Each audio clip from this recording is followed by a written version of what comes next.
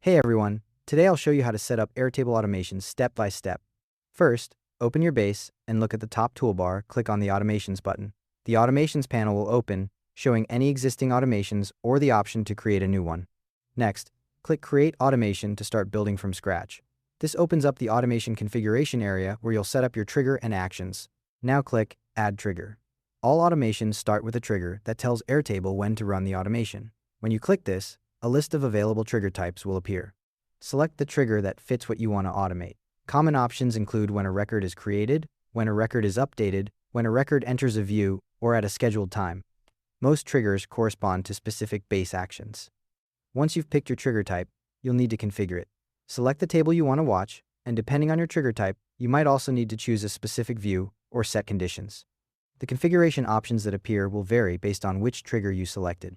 After configuring, you need to test the trigger. Click Use Suggested Record or Choose Record. This lets Airtable fetch a test record and its values.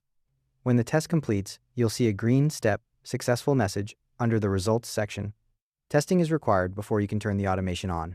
Now click Add Action below the Trigger section. A menu of action options will appear. This is where you tell Airtable what to do when the trigger fires. Choose an action type from the list.